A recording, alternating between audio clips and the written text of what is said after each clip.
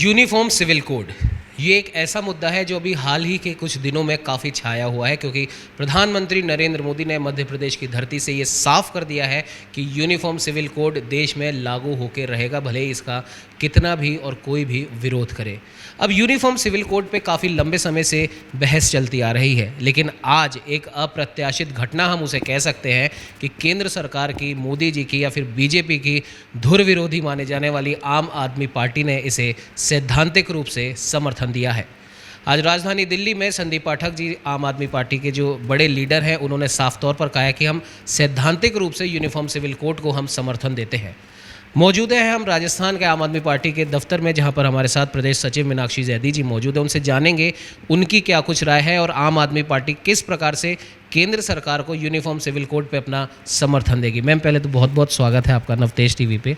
Ma'am, आज संदीप पाठक जी ने एक बहुत बड़ा, हम कह सकते हैं इसे, बयान है कि भारत सरकार का, केंद्र सरकार का, या फिर यूं कहें कि आपकी सबसे ज़्यादा विरोधी बीजेपी का समर्थन दिया है, भले ही सैद्धांतिक रूप से हो, यूनिफॉर्म सिविल कोड पर। देखिए, यूनिफॉर्म सिविल कोड कोई ऐसी चीज़ नहीं है कि वो किसी एक पार्टी का मुद्दा हो। ये हमारे कॉन्स्टिट्यूशन में आर्टिकल 44 के तहत इसका प्रावधान किया गया है, जो directive principles of state policy है, DPSP जिसको कहा जाता है, जो पार्ट 4 में दिए गए हैं, उसमें 36 से 51 के बीच में आर्टिकल 44 में इसका उल्लेख आता है। तो ये जो डायरेक्टिव प्रिंसिपल्स हैं, वो एक तरह से स्टेट्स के ऊपर ये जिम्मेदारी डाली गई है कि वो इन सब आइडियल्स को अपनाने का प्रयास करेगा। तो यहाँ मैं थोड़ा सा एक क्लियर करना चाहूँगी। इसके साथ साथ ये तो हुई पार्ट 4 की बात। पार्ट 3 के अंदर हमें कुछ फ्रीडम्स भी दी गई हैं, जो कि हमारे फंडामेंटल राइट्स हैं। उन फंडामेंटल राइट्स में हमें रिलीजियन की जो फ्रीडम है वो भी मिली हुई है। अब हम आते हैं वापस यूनिफॉर्म सिविल कोड के अंदर। तो यूनिफॉर्म सिविल कोड के ऊपर लॉ कमीशन, हमारा एक लॉ कमीशन होता है जो कि सेंट्रल गवर्नमेंट द्वारा अपॉइंट किया जाता है। तो अभी लेटेस्ट 14 जून को 22वें लॉ कमीशन ने यूनिफॉर्म सिविल कोड के ऊपर नोटिस देकर 30 दिन के अंदर पब्लिक और रिलीजियस इंस्टीट्यूशन से इस पर राय मांगी है। तो 14 जून की बात है और आज अपन बात कर रहे हैं 28 जून में। तो 14 जून को बीते अभी 14 दिन हुए हैं। उससे पहले ही हमारे माननीय प्रधानमंत्री जी का बयान आ जाता है कि हम यूनिफॉर्म सिविल कोड लेके आएंगे। देखिए, यूनिफॉर्म सिविल कोड से कहीं भी किसी को भी कोई आपत्ति नहीं है, क्योंकि यूनिफॉर्म सिविल कोड लेके आने का जो एक मेन उद्देश्य ये है कि जो डिस्क्रिमिनेशन वल्नरेबल ग्रुप्स के साथ हो रहा है उसको बंद किया जाए और एक हार्मनी की स्टेट पैदा की जाए विभिन्न डाइवर्स रिलीजियस ग्रुप्स के ऊपर। लेकिन मेरी आपत्ति इस बात से है कि जब अभी 14 जून को ही लॉ कमीशन ने जब ये कहा कि हम पब्लिक से और रिलीजियस इंस्टीट्यूशन से उनकी राय मांग रहे हैं और उसके 30 दिन का एक टाइम भी दिया उनको, तो इस दौरान एक संवैधानिक पद पर बैठे हुए व्यक्ति द्वारा इस तरह का बयान नहीं दिया जाना चाहिए। हमें आम सहमति बनाकर ही यूनिफॉर्म सिविल कोड लेके आना है। इससे भी जो हमारा 21वां लॉ कमीशन था, उसकी 182 पेज की रिपोर्ट आई थी। उसके पैरा 1.15 में उन्होंने स्पेसिफिकली इस चीज़ को मेंशन किया था कि यूनिफॉर्म सिविल कोड इस पॉइंट ऑफ टाइम पे neither desirable nor necessary। मैं पूरी आपको लाइन पढ़ के सुनाना चाहूँगी वो कि दिस कमीशन, मैं 21st लॉ कमीशन की बात कर रही हूँ, this commission has therefore dealt with the laws that are discriminating rather than providing a UCC, Uniform Civil Code, which is neither necessary nor desirable at this stage। तो वो law commission भी क्या बात कर रहा है कि जहाँ पे डिस्क्रिमिनेशन हो रहा है, यहाँ पे जेंडर इनइक्वालिटी हो रही है विभिन्न धर्मों के बीच में, जहाँ पे वल्नरेबल ग्रुप्स के साथ कोई भेदभाव हो रहा है, तो उस भेदभाव को हमें दूर करने की ज़रूरत है, लेकिन बिना आम सहमति के यूनिफॉर्म सिविल कोड नहीं आना चाहिए।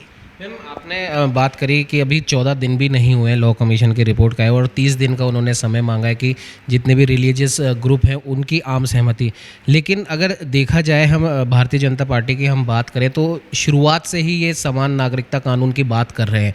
तो भारतीय जनता पार्टी के एजेंडे के हिसाब से अगर बात करें तो ये उनके लिए कोई नई बात नहीं थी। हाँ, ये ज़रूर है कि जब भी चुनाव आते हैं तो कोई ना कोई एक ऐसा मुद्दा ज़रूर आता है जिस पर पूरे देश में एक अलग सी बहस छिड़ जाती है।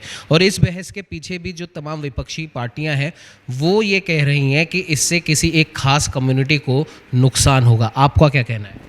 देखिए, नुकसान या फ़ायदे की बात मैं यहाँ पे इस मंच से नहीं करूँगी, क्योंकि यूनिफॉर्म सिविल कोड का एक उद्देश्य जो है वो डिस्क्रिमिनेशन को ख़त्म करना है। लेकिन मेरा इसमें ऑब्जेक्शन यही है कि जब एक इंडिपेंडेंट बॉडी जो अपना काम कर रही है, और 22वां हमारा लॉ कमीशन है, ऐसा नहीं है कि हमारा अभी कोई ये नई बॉडी है, ये हमारा 22वां लॉ कमीशन है और पहले भी लॉ कमीशन की बहुत सारी रिकमेंडेशंस मानी जाती रही हैं। तो जब अभी वो पब्लिक ओपिनियन सीख कर रही है उन्होंने, अभी उसमें टाइम है, तो उस दौरान ऐसा स्टेटमेंट आना कहीं ना कहीं से प्रत्यक्ष या अप्रत्यक्ष रूप से ऐसी बॉडीज़ में बैठे हुए जो भी हमारे अधिकारी हैं उनको इन्फ्लुएंस करने की कोशिश है। मेरा तो इसमें इतना कहना है। देखिए, डायरेक्टिव प्रिंसिपल्स में तो और भी बहुत सारी बातें हैं। डायरेक्टिव प्रिंसिपल्स में ये भी कहा गया है कि शराबबंदी का प्रयास करेगा स्टेट, लेकिन शराबबंदी कहाँ हो पाई अभी हमारे पूरे भारत के अंदर? अभी मुझे तो लगता है सिर्फ गुजरात है, और भी किसी हो सकता है राज्य में हो जो मेरी नॉलेज में नहीं हो।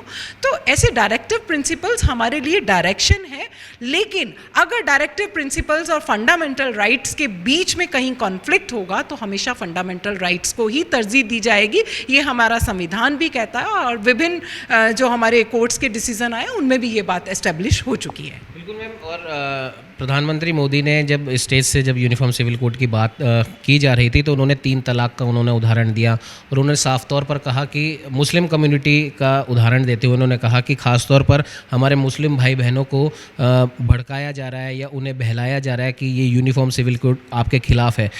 3 तलाक की उन्होंने बात करी, उन्होंने इस्लामिक कंट्रीज़ की बात करी कि कई ऐसे कानून हैं जो इस्लामिक कंट्रीज़ ख़त्म कर चुकी हैं, लेकिन फिर भी राजनीतिक पार्टियों के द्वारा भारत में उन्हें ज़बरदस्ती लागू किया जाता है। देखिए, अब आप खुद ही उस पॉइंट पर लेके आ गए कि एक तरफ तो यूनिफॉर्म सिविल कोड की बात की जा रही है, दूसरी तरफ मुस्लिम कम्युनिटी की बात की जा रही है। यूनिफॉर्म सिविल कोड सिर्फ मुस्लिम कम्युनिटी को टारगेट करके नहीं लाया जाना चाहिए। यूनिफॉर्म सिविल कोड का मतलब है विभिन्न धर्म संप्रदाय के जो लोग हैं, जैसे हिंदू कानून कुछ कहता है, जो क्रिश्चियनिटी का कानून है वो कुछ और कहता है, हमारे जो पर्सनल लॉज हैं वो अलग अलग हैं, तो वो सारे पर्सनल लॉ को बराबर करने की बात कर रही है। यहाँ मैं एक बात और क्लियर कर दूँ आपको कि क्रिमिनल लॉ और सिविल लॉ के कई सारे मैटर्स हैं जहाँ पे अभी भी यूनिफॉर्म सिविल कानून लागू है। आप देखिए ना, कॉन्ट्रैक्ट एक्ट इर्रिस्पेक्टिव कि वो हिंदू पे लागू हो रहा है, मुसलमान पे लागू हो रहा है, क्रिश्चियन पे लागू हो रहा है, सब पे बराबर लागू हो रहा है। क्रिमिनल एक्ट जो हमारा क्रिमिनल प्रोसीजर कोड है वो सब पे लागू हो रहा है। तो यूनिफॉर्म कोड कई जगह है आज भी हमारे यहाँ, लेकिन यहाँ पर्सनल लॉज की बात है तो पर्सनल लॉज में पहले उन लोगों को कॉन्फिडेंस में लेना चाहिए, विभिन्न धर्म संप्रदाय, क्योंकि जहाँ जहाँ हम जब एक रिलीजियस जब हम सेकुलर डेमोक्रेटिक रिपब्लिक की बात करते हैं तो सेकुलर डेमोक्रेटिक रिपब्लिक में हमें सबको बराबर अधिकार देने पड़ेंगे, साथ लेके आना पड़ेगा। किसी एक वर्ग विशेष को टारगेट करके हम कुछ भी नहीं कर सकते। तो इसे टोटली हम ये कह सकते हैं कि प्रधानमंत्री नरेंद्र मोदी ने विधानसभा चुनाव या फिर लोकसभा चुनाव को देखते हुए इसे एक चुनावी एजेंडे के रूप में वो इस्तेमाल कर रहे हैं। अब इस पे तो आप लोग ज़्यादा बेहतर जानते हैं, मैं कुछ भी कमेंट नहीं करूँगी। बाकी जनता सब समझदार है, वो देख रही है, और जो पहले होता है वो भी जनता ने देखा है, जो अब हो रहा है वो भी जनता देख रही है, तो जनता इसके बारे में अल्टीमेटली फैसला करेगी। ये थी हमारे साथ आम आदमी पार्टी राजस्थान के प्रदेश सचिव मीनाक्षी जैदी जी। इनका साफ तौर पर कहना है कि यूनिफॉर्म सिविल कोड आज की ज़रूरत है, लेकिन उसको लागू करने से पहले एक आम सहमति का बनना बहुत ज़्यादा ज़रूरी है। विभिन्न जातियों के साथ, विभिन्न धर्म के साथ में इसकी एक आम सहमति बने, उसके बाद ये अगर लागू होता है तो किसी को कोई आपत्ति नहीं है। और आज इनके नेता संदीप पाठक ने जो कहा है, इन्होंने भी वही दोहराया, सैद्धांतिक रूप से हम साथ में हैं, लेकिन आम सहमति बने उसके बाद ही ये कोड लागू हो तो ज़्यादा बेहतर है। सहयोगी कैमरामैन कुलदीप के साथ उमंग माथुर, नवतेज टीवी, जयपुर।